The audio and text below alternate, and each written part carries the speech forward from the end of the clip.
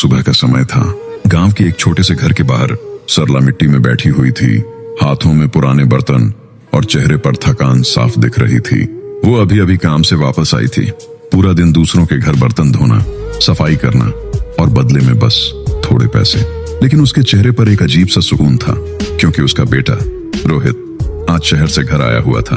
घर के अंदर रोहित खड़ा था, ब्रांडेड कपड़े, हाथ में फोन और आंखों में एक अलग ही एटीट्यूड। जैसे ही वो बाहर आया, उसकी नजर अपनी माँ पर पड़ी। एक पल के लिए वो रुक गया, फिर उसने आसपास देखा। कुछ लोग उसकी तरफ देखकर हल्की सी हंसी कर रहे थे। रोहित का चेहरा गुस्से से भर गया। ये क्या हाल बना रखा है तुमने अपना? सरला ने हल्का सा मुस्कुराते हुए कहा। बेटा, काम से अभी आई हूँ, बस थोड़ी देर में साफ हो जाऊंगी। लेकिन रोहित का गुस्सा और बढ़ गया। तुम्हारी वजह से लोग मुझे जज करते हैं। कभी सोचा है तुमने मैं शहर में कितना स्ट्रगल करता हूँ और यहाँ आकर मुझे शर्मिंदा होना पड़ता है? सरला चुप हो गई। उसकी आंखों में आंसू आ गए। उसने धीरे से कहा, मैं तो बस तुम्हारे लिए ही सब करती हूँ बेटा। लेकिन रोहित को जैसे कुछ सुनाई ही नहीं दिया।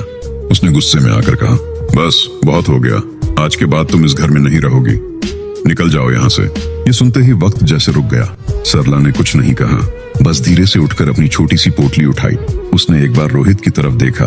शायद वो चाहती थी कि रोहित उसे रोक ले, लेकिन रोहित ने अपनी नजर हटा ली। और उस दिन एक माँ अपने ही घर से निकाल दी गई। दिन बीत गए, महीने बीत गए और धीरे धीरे साल भी बीत गए। रोहित अब शहर में सेटल हो चुका था। उसके पास पैसा था, बड़ी कार थी, लग्जरी फ्लैट था, लोग उसे रिस्पेक्ट देते थे। लेकिन उसकी जिंदगी में एक चीज अभी भी मिसिंग थी, सुकून। एक दिन उसकी लाइफ में निशा नाम की लड़की आई। खूबसूरत, स्मार्ट और बातों से दिल जीत लेने वाली। धीरे धीरे रोहित उससे प्यार करने लगा। उसे लगा अब उसकी लाइफ परफेक्ट हो गई है। लेकिन वो ये नहीं समझ पाया कि निशा उसे नहीं, उसके पैसों से प्यार करती थी। सब कुछ ठीक चल रहा था। तभी एक दिन रोहित ऑफिस में था। अचानक उसके सीने में तेज दर्द हुआ। वो गिर गया। उसे तुरंत हॉस्पिटल ले जाया गया। डॉक्टर ने चेक करने के बाद कहा, कंडीशन सीरियस है, अर्जेंट ऑपरेशन करना पड़ेगा और एक रेयर ब्लड ग्रुप की जरूरत है। रोहित ने तुरंत निशा की तरफ देखा, लेकिन निशा ने आंखें चुरा ली।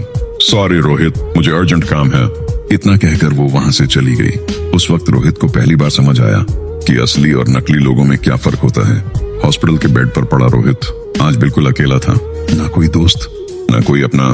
तभी एक नर्स आई और बोली, डोंट वरी, तुम्हारे लिए ब्लड अरेंज हो गया है। रोहित हैरान हो गया। कौन है वो?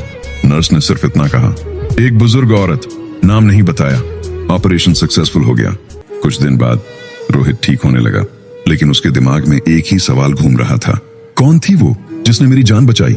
डिस्चार्ज के दिन रोहित धीरे धीरे हॉस्पिटल के कॉरिडोर में चल रहा था। तभी उसकी नजर एक कोने में बैठी एक कमजोर सी औरत पर पड़ी। पुराने कपड़े, झुका हुआ शरीर और आंखों में वही प्यार। रोहित एकदम रुक गया। उसका दिल जोर से धड़कने लगा।